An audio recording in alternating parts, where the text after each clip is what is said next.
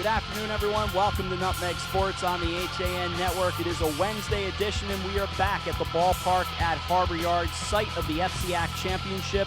Of course, in baseball, no, they will not be playing lacrosse out there. That's tomorrow. Baseball coming up a little bit later on. The Darien Blue Wave going for their first FCAC Championship in 35 years, and that is later tonight. They will take on the Trumbull Eagles. The Trumbull Eagles, of course, have won a championship in recent history. But I'm Rob Adams. This is Dave Stewart. And Frank Granito alongside of me as well. Guys, let's start with lacrosse from yesterday, really last night over at Brian McMahon High School. First off, and we'll get to the highlights in a moment, but here we go again. Darien, New Canaan for the championship. Frank, you and I called it. The early game, in the end, I felt like New Canaan just kind of took control. Did they dominate? No, not in the scoreboard, but I still felt like that game really was never in doubt once New Canaan took control. Well, it was in doubt, but it was very early on. We talked about it off the air after that first quarter. I think I said to you, New Canaan was going to lose that game by 7 the way they were playing. There were a lot of unforced turnovers. They looked tired, lazy, and Ridgefield was really controlling the pace of play. Credit Drew Morris. He did an unbelievable job, especially in the second half. He finished with 11 saves. But, Dave, I'll go to you now. Kyle Smith is starting to score finally at the right time for the Rams. Yeah, and they actually, he was one of them, and there were a lot of different scorers last night, which was great to see because that's something they hadn't been getting lately. But Kyle's a guy they really, really need to score in these big games. They'll need him against Darien, and he was a threat. Jack Holzer had a couple of great goals. Clayton Burt got in there a couple of times, and even James Francis scoring at the end when he was filling in for Mike Cognetta. He and Anthony Marciano filled in admirably on defense. So they looked really like, I think they were on an emotional lull last week when they played St. Anthony's and Ridgefield. They just didn't. They looked out of sync. They looked like they were slumped. They looked like Matt Harvey on the mound, And then all of a sudden last night they fell behind a little bit, looked like more of the same, and then all of a sudden once they caught fire, they really got going. We'll talk a little more about Darien and New Canaan in the boys' championship in a little bit, but also the nightcap. Staples tried to give us a game for a couple of minutes, and then Darien, it was like the light switch went, okay, that's enough, click, and away they went. Well, Staples did have the lead at one point in time. It was 2-1. Darien scored right away, and you thought, oh, my God, what is about to happen here? Staples comes back, and it was an even bigger shock, thinking we might have ourselves a game, but the offense was just too much. And I talked all day yesterday about how great the 4 goalies were, and Cornell and Morris have carried their teams all year. Cornell didn't have to do much yesterday. It was Minikis, Hamill, Lindley, and especially Niffen who just carried that Darien team yesterday. Yeah, you feel for Peter Berger, the starting goalie for Staples. He was just under an attack all night, Dave. Yeah, and that's every goalie that faces Darien feels that. And you gotta credit Darien. They're so calm and cool out there, even when things aren't going their way for a short period of time. There's no panic. There's no worry. They just kind of hit the restart button and go. And last night it was just overwhelming. Again, we'll talk more about boys and girls lacrosse throughout this show. We'll preview baseball as well. But first, let's flash back to last night. Let's see the highlights of both these games. First up, Ridgefield and New Canaan, followed by Staples and Darien. Highlights from lacrosse last night at Jack Casagran Field in Norwalk on the HAN Network on Nutmeg Sports. That's Alec Mullen, the senior midfielder, going down the right side to throw it on net. And Skylar Blair gets us going 1-0 Ridgefield. And really good offense in transition there. Quick passes once they gain to the offensive side of the field. They're in the box. It's bing, bang, boom inside the box. So they'll play patiently. In no rush, up to now Blair the blast, and Blair the goal. And it's a mismatch for the Tigers. They get Skylar Blair up against the short stick, Drew Marciano. Now Chase Levesque gets it ahead. Working right down, tic-tac-toe, score! Smith tried to back in, can't get the shot, fed across, Burt, score! And it all starts on this side of the field with the open Braden in front. Near side, Apelt goes behind the cage, threading down low, and throwing it home in an athletic move. It's Ryan O'Connell. The goal is good. It's a 4-4 game. Good job now getting to the middle of this zone defense as they're right back the other way. And able O'Connell to answer. Again. O'Connell makes it a new game. It's 5-4. O'Connell to Burt behind the cage. Feeding down low. And the answer there. Jackson Apelt makes it a 7-5 game. Then down low and hitting the post. Bounced right back around and put home by Smith. 8-5 game. O'Connell works through the slot from left to right, puts it off the left post. What a lucky bounce for the Rams. Swindell able to collect the rebound right to Kyle Smith on the doorstep. Fake high down low through the 5-hole, and it's a 3-goal game. Playing catch again. Over to Skylar Blair. Blair close and scores. And a flag right as the goal scores. So now it's an 8-7 game. Bouncing along to the near side. Scooped along. Each team had a chance, and Kyle Smith makes them pay. Then this one is going to be in the books, and the New Canaan Rams will make their way to the FCAC championship game on Thursday night. The final score, 10-7. Let's do it, we're underway. In boys lacrosse, they're here with a 15-2 record, 9-2 in the conference. And here they come, looking for their first goal of the night, and they've got it. And Rob, they jump out right away in the exact same way we thought they would. It's taking it easy, setting up their offense as they start to drive and get in close, and they're able to tie it up. The nifty move by Tanner Wood. It's a 1-1 game. It also would propel Darien into 3 championship games right here on the HAN network. Going to the left side. Low shot and thrown home. Evan Zinn gives Staples a 2-1 lead. The first goal of the night, the Wreckers have gotten the last 2. 4.5 to go in the opening stanza. Bounce down, it goes wide. They're saying goal. No, yes! They're going to give it to him. Again, staying inside the football numbers. Here comes Minikis in a 2-2 game. 2:05 to go in the first quarter at Jack Casagrande Field. Far side bouncing around and bouncing in. It goes for Kevin Lindley in a 3-2 lead. Off to Niffen. Niffen gets down low, stops, pops, score. And it happens that quick. Back out it goes.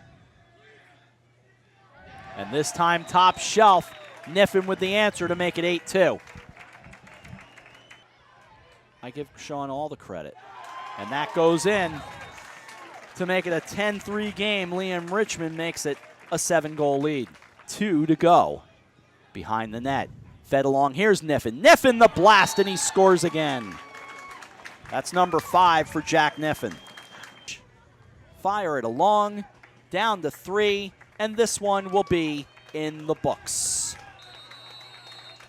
And the Darien Blue Wave will come out and celebrate a 14-4 victory, and they will move on to the FCAC championship to play. So certainly you get the sense that Darien and Staples, I don't want to say it wasn't a game. I don't want to insult Staples, but you're just playing a national powerhouse, ranked number 5 according to Under Armour. They might even be the national champion before this season ends, Dave. Oh, definitely, and they're playing like they deserve all the accolades they're getting right now. They deserve it. You know, for Staples, it's a game where you got to go in, you got to play the best game you can play, you got to play perfect, and then hope that things break your way because Darien will just overwhelm you in the end. Of course, we'll preview the lacrosse games a little bit more as we move through the balance of today and into tomorrow with a special Nutmeg Sports as well from Jack Casagrande Field. But did the Rams show you enough that tomorrow can be a game? I think no matter what, and this goes for both the boys and the girls, it can be a game. It's a rivalry game. It's the conference championship. While Darien will probably come in favored, you can't sleep on the Rams in either games.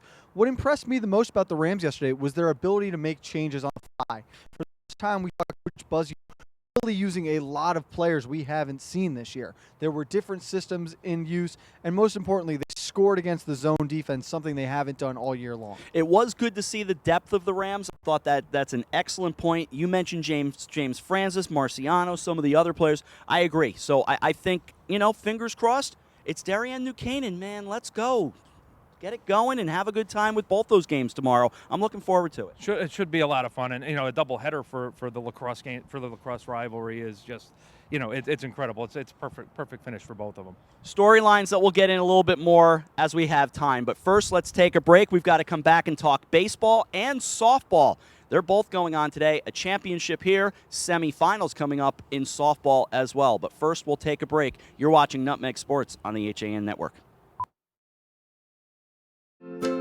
Connecticut is coming back to hometown banking, to a partner that makes small businesses feel big, where community comes first, where you get the know-how only neighbors can deliver, where saving time is important too.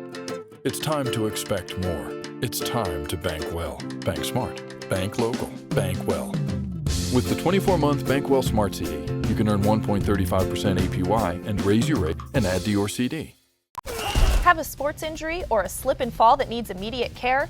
Coastal Ortho Express Urgent Care gives you direct access to an orthopedic specialist fast, without an appointment. Biking, golf, tennis, soccer, whatever the sports injury is, sprain or fracture, Coastal Ortho Express can help. Coastal Ortho Express Urgent Care, open Monday through Saturday, now in 2 locations. The iPark building at 761 Main Avenue in Norwalk and 36 Old Kings Highway South in Darien. Or go to coastalorthoexpress.com, like them on Facebook.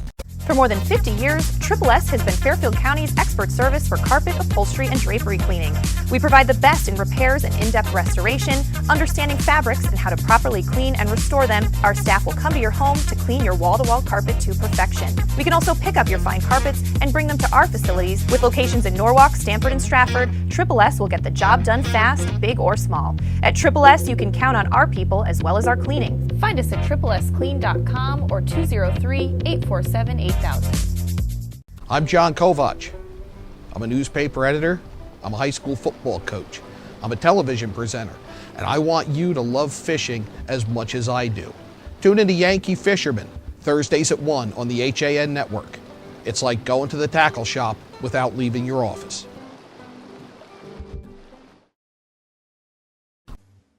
You're watching the HAN network, and you're not alone. Nearly 1 million people have watched our live sports, news, and entertainment programming since the network launched in August 2015.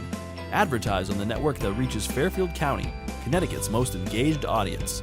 Contact Advertising Director Jessica Murrin at 203-273-7312 or email jessica@han.network. Being cued out here by Angela Fortuna, and welcome back to Nutmeg Sports on the HAN Network. Angela joining us, and she's from Fairfield Ludlow. So let's climb back into talking about baseball, guys. We're going to show you the highlights first from Monday night to get you set up for tonight's game. Of course, game number 1 was Darien and Norwalk with game 2, Trumbull Ward. 2 good baseball games, especially Trumbull Ward. We will check out the highlights, and then we'll talk with Frank and Dave about it all right here on Nutmeg Sports. Park at Harbor Yard in Bridgeport. It's the 2016 FCAC Baseball Semifinals on the HAN Network. Good evening, everyone. Along with Justin Galanti, Dan Gardella, Eric Gendron directing our entire HAN Network crew. I'm Rob Adams. The set in the 1-1. Whacked in the right field. That's going to get well over the head of Gonzalez. It will go to the wall. Rounding third all the way around Brereton. Brown the second with a double. The throw cut off. An RBI double. 1-0 Darien.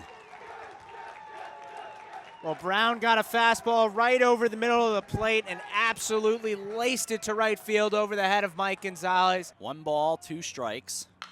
Pulled to the right side. Grabbed over there. McCabe is going to get the out, let the run score.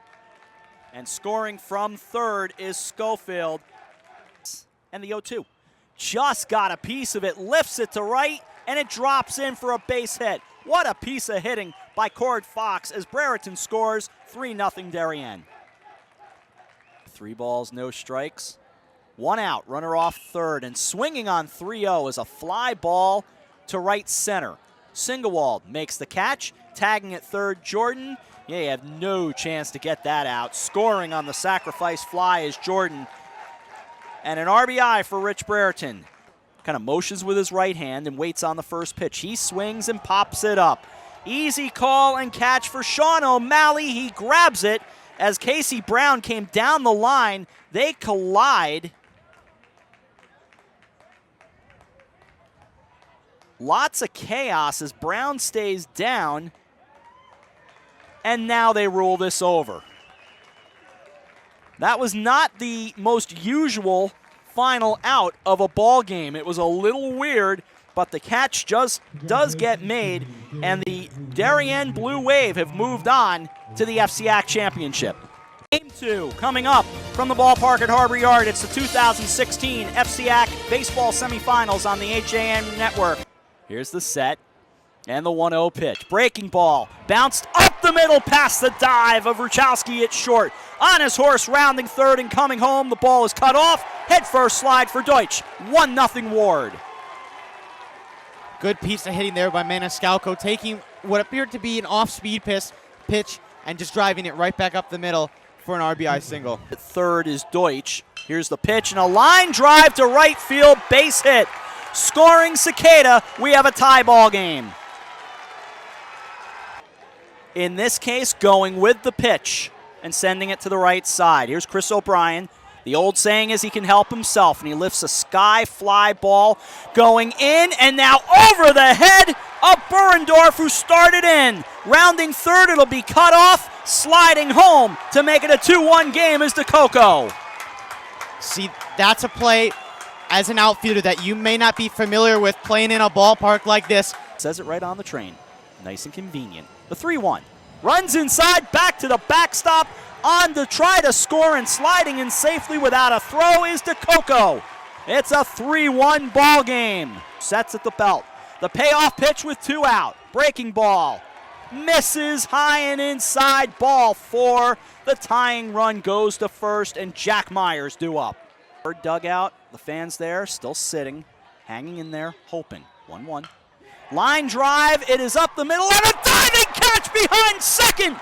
And the Trumbull Eagles will play for the FCAC championship as Dustin Cicada saves their bacon.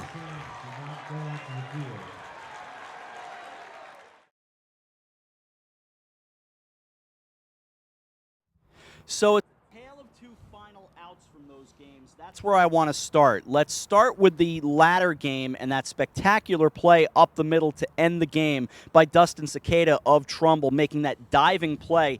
Now, look, that would have cut the game probably to 3-2 at that point, but it still gives Ward a little bit of life. What a wonderful play he made up the middle, Frank. Well, first of all, let's just say the middle infield for Trumbull across the board with Danny Ruchowski as well was phenomenal on Monday night. They both played incredibly.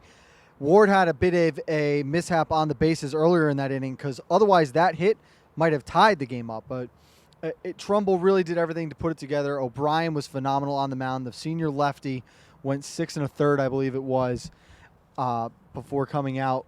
I'm glad you asked. I can look. Chris O'Brien went 6+. He faced the first couple of batters, in fact, of the 7th inning before he stepped away, allowed the 1 run earned on 5 hits, walked 2, and struck out 7. Well, we talked about this yesterday. The most important part of O'Brien being able to go that deep into the game, they've now got Nemchek fresh, off complete rest, and he's ready to go what he probably believes will be 7 innings tonight. I would look at that as well. I think that's absolutely the case. O'Brien will be available to them. But on the other side, let's talk about that first game. And again, look, Darien got the early run to make it 1-0 on the RBI double by Casey Brown. But I want to come back to that last play to end the game. A little pop-up off first by Tom Benincasa, and along came Sean O'Malley, the Darien catcher, colliding with Casey Brown. Brown's been their big bat for sure, and once again the other night he did more damage, a double and a single as well as a run batted in. So he's a key man in that order. He was kind of sprawled out there for a moment to end the ball game. I don't know if it plays into tonight. You've had 48 hours, give or take, to get your body back in shape, but you know, just curious. That's a question to me to ask Mike Scott, the head coach of Darien, before the game tonight. Yeah, I think in Darien's case, what's gotten them here is their depth. They have so many good players.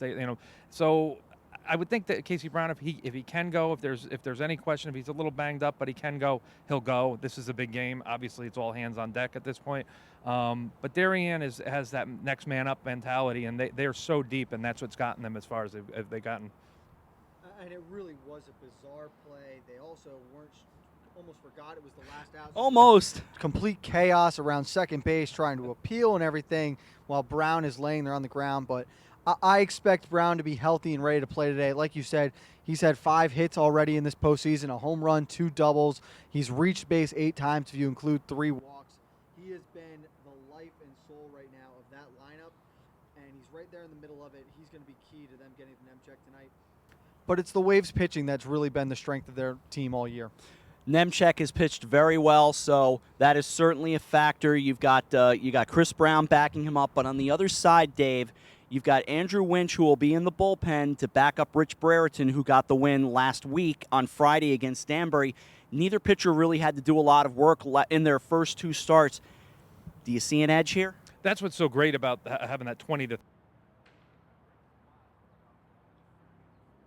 The pitchers are well rested now. Everybody's going to be. That was our first game, and now you have Winch available for this game. A lot of teams have to spend their ace in that first round, then come back and try to work through things in the second round, and then get to the final. But they have everybody available, so it's not going to matter. It really doesn't matter pitch counts, things like that. Why don't we take a break, get ready. We'll talk softball in our next segment and also set you up for the lacrosse games tomorrow and just a little extra moment or two on the baseball as well. A bunch of things we can talk about as we continue here from the ballpark at Harbor Yard. But first, let's take a break as you're watching Nutmeg Sports on the HAN Network.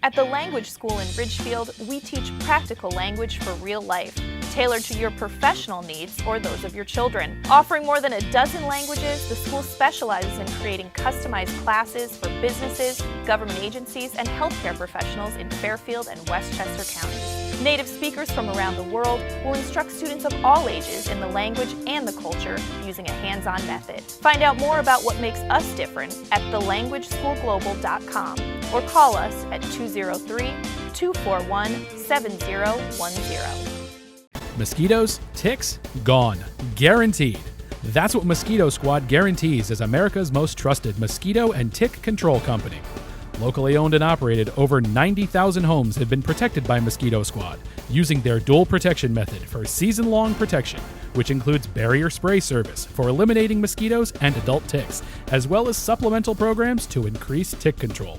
They use only USDA organic options, which are safe and non-toxic. Contact them today at www.squadctny.com or 203-893-4309. Mosquito Squad. No bugs, no bites, no kidding. Do you need help reaching or maintaining your fitness goals? For over 20 years, Mike Pernice has tailored his time and expertise to clients on both coasts whose schedules demand flexibility and accountability. Mike is a certified lifestyle manager and has been called upon to help his clients eliminate negative behaviors such as coping with stress, improving their time management, setting realistic life goals, and cutting down compulsive behavior. If you're ready to start working toward a more energetic, productive, and healthier you, call Mike Pernice. I'm Kate Chaplinsky. Join us for Coffee Break weekdays at 11 to get the latest Connecticut news, weather, high school sports, and more. News doesn't get any more local than on Coffee Break on the HAN Network.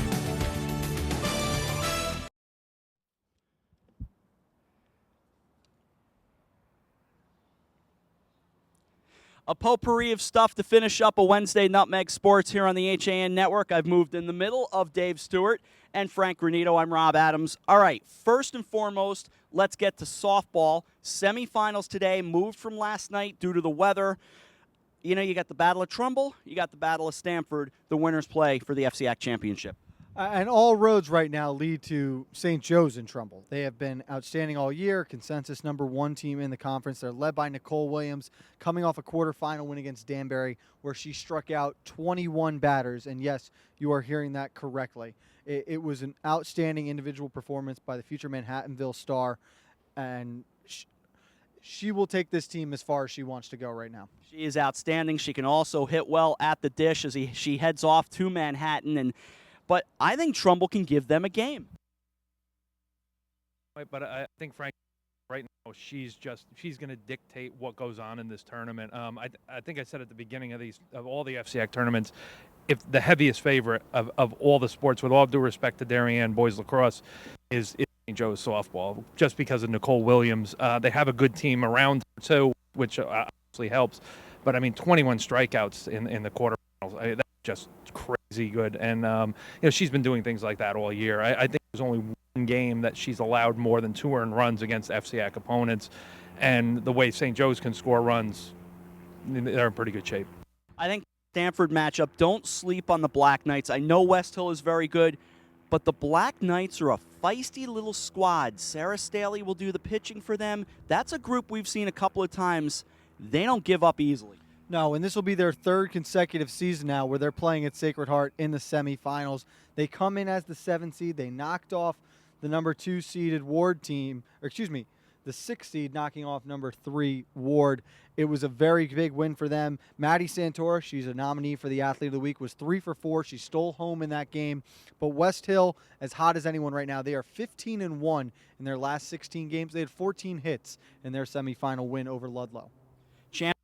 Tomorrow we'll talk about that on Nutmeg Sports to kind of close out the spring season, though we may have some state stuff for you as well, but we'll cross that bridge when we come to it.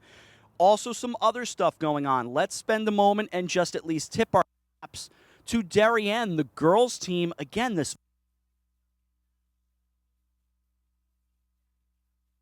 and Darien tennis with a championship, I believe, for the first time since 1997. Since 97 is correct. They had an outstanding year, really a dominant performance in the FCAC championship. Such a complete team. And again, we mentioned this a couple weeks ago, and it pained me to think of it, but this Darien class is doing something so special right now, and I'm telling you, we are going to be talking about it for a long time to come.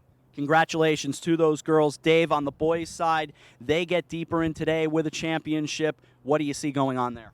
Greenwich and Staples, again, I mean, those are the 2 teams that have been the standard bearers in FCAC boys tennis for years and years. I thought New Canaan actually had a chance to slip into that top the way they were playing, and Wilton had a great season too, but New Canaan had a couple injuries at the end of the year, which kind of hurt them, and they were handled by Staples in the semifinals on Monday. But it's going to be great. I mean, these 2 teams just duke it out. It's just it's like 2 heavyweight boxers going back and forth, and anybody can win their games. Greenwich is the top seed, Staples is number 2, but you get there and they're just, those matches can go any which way.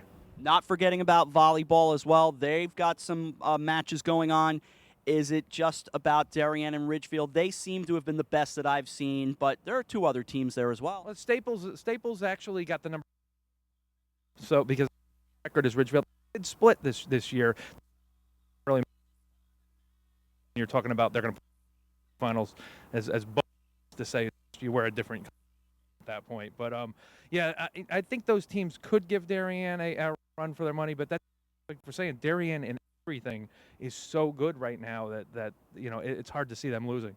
We saw Darien and Ridgefield play one another at Ridgefield High School. I was impressed by both teams, in fact. Ridgefield, not a bad squad, but Darien pretty good as well. As we begin to put a wrap on this edition of Nutmeg Sports, we're back with you for baseball later on today as the Darien Blue Wave take on the Trumbull Eagles for the Boys FCAC Championship. It comes your way at 7 o'clock tonight. Thanks to Eric, thanks to Angela, and everyone here at the ballpark at Harbor Yard for keeping us on the air. For Frank Renito, Dave Stewart, I'm Rob Adams. See you for baseball in a couple